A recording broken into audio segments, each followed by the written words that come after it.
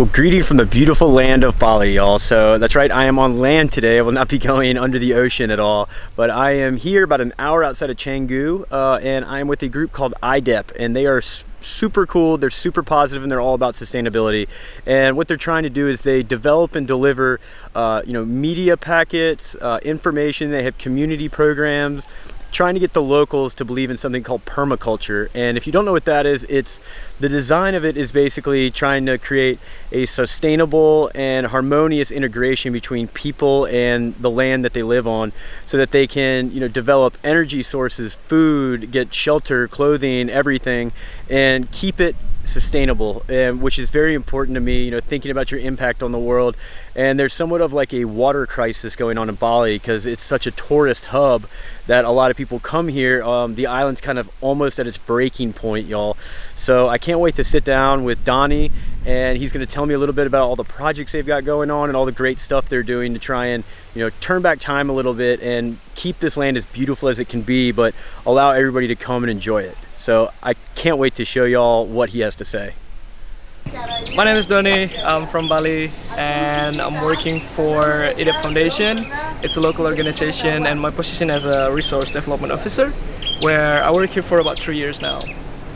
So IDEP Foundation itself is founded in 1999, right after Southeast Asia economic crisis that happened here. So it was happened like in 1998, and then after President Suharto get out of his throne, there's a huge economical turmoil happened here, and it creates kind of like crisis, and a lot of people lost their job, farmers lost their job, artisans in Bali lost their job, and IDEP came with a very simple concept. It's like actually educate local farmers to get back to their roots, to have a sustainable income using permaculture principles at that time. So IDEP itself created with a goal and objectives. First is actually to help people helping themselves, in a way that we want to provide sustainable solutions for not only farmers but actually Indonesian community to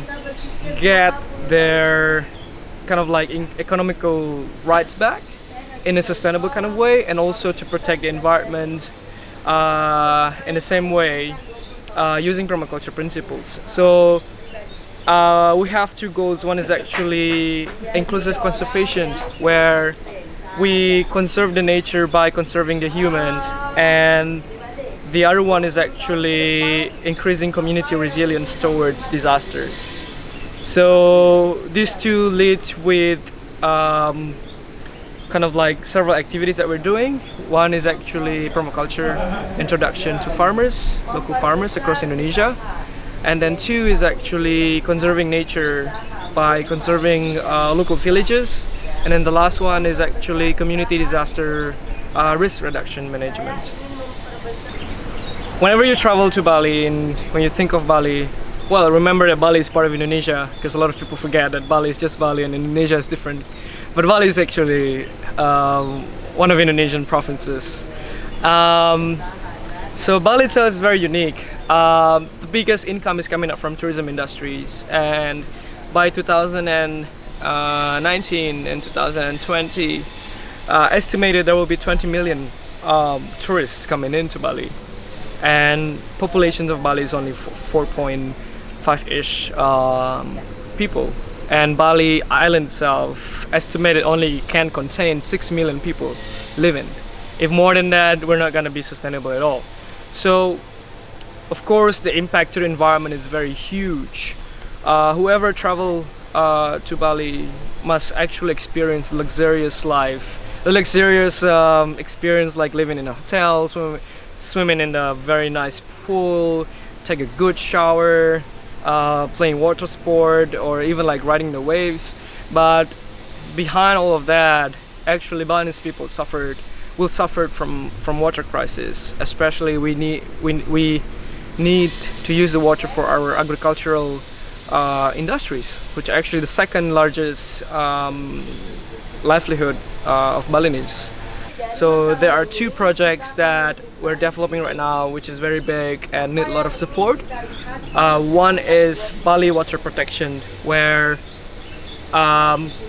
we realize right now, because of the development of tourism industry getting bigger and bigger, and we know that tourism industry sucks up a lot of resources, and there's no chance for people that live in Bali giving back to restore or to even protect.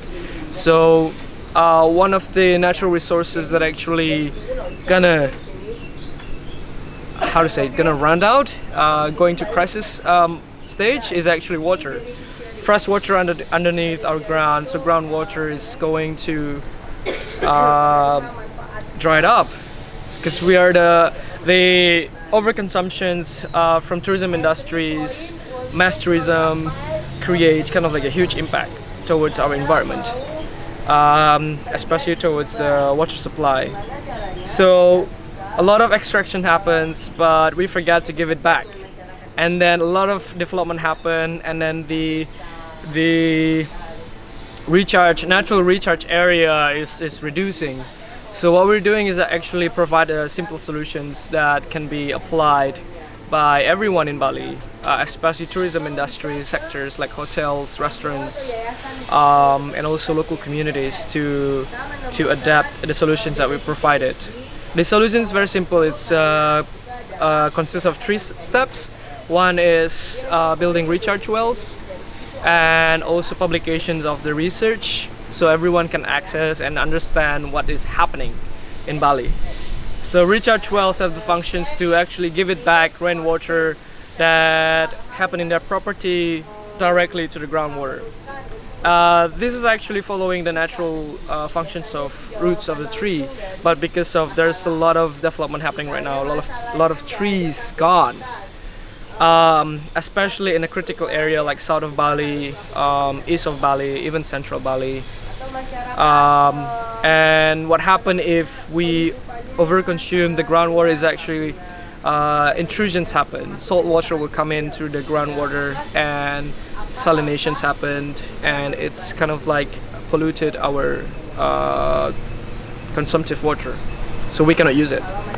And then the second program that we have with Bali Water Protection is educational program. So we're gonna educate, we're gonna get into schools across Bali rivers, and then provide and then integrate them with the curriculum that we created, and then introduce them about water protections. So then there's a regenerations of kind of like young leaders in the future to have an understanding toward the ecological crisis that Bali faced, and also the solutions that provided across Bali itself. And this can be a good lesson learned not only for Bali, but if this program works, it can actually replicate it all over small islands in Indonesia. Because we know right now Indonesia have a campaign that they want to create another 10 Bali's. So there will be new islands developed as in tourism destinations, and we don't want them to face the same issues as Bali. So it's better for us to try in Bali as a solutions, and then give it to them the solutions that works here. The last one is actually public awareness and publishings. So movies like what Charitable Nomad doings and everyone doings, spread it all out across the globe and make people aware that you can enjoy Bali, but you need to contribute to Bali as well as a payback of what you are received. That is important, and you can watch the clips. We have the clips that we're gonna share, and you can watch what happens, and also in the beautiful animations and how you can contribute with Bali Water Protection Program. What happened is actually a lot of people come into the hotel and then like use the water, and then the hotel never actually think about it. Like they just cater what you need. So as a tourist, and as people actually say that they love Bali, please think more about the water usage that you're doing. So please research on the hotels that actually contributes to the local environmental protections, especially water. And also please mind your water usage, and please ask a lot about the place where you stay about their sustainability ideas or contributions, as well as bring your own bottle, refill your bottle instead of buying water bottled, because you're gonna litter, and also you contribute to the huge water usage. And do your research a lot about the organizations or community movements or campaigns that involve in environmental protections. There's a lot of amazing ideas happen here in Bali, and there's a lot of access that you can find and how you can contribute. So the biggest concern and fear for us is actually the impact is unstoppable, especially for water crisis, and we're afraid that we're too late. I mean, like, not IDEP is too late, not BWP, Bali Water Protection Program is too late, but we are, as people that live in Bali, people that enjoy Bali, are too late to realize that we are in the verge of water crisis. We are unable to apply the solutions if not everybody realize about this and moving it through. So basically the solution that we provide is very simple. Everyone can do it, and everyone can share it, and everyone can start to change their life. And it's not hard to just close the tap water when you brush your teeth, or just close the tap when you take a shower and soap yourself, or just realize that the connections between life and water, and if there's no water we cannot live, there's no Bali. So don't think that there's a lot of rain, there will be a lot of water underground because we forgot to giving back. So understand that as well is very important. So everyone that watching this video, if you're Balinese, please realize this is your own home. Protect the water, because the water is the one who creates home. And for those actually planning to visit Bali, please realize Bali is still beautiful, but just don't take, also give back. So yeah, visit our campaign and watch the videos about Bali water protection, and just come to IDEP as well. See you.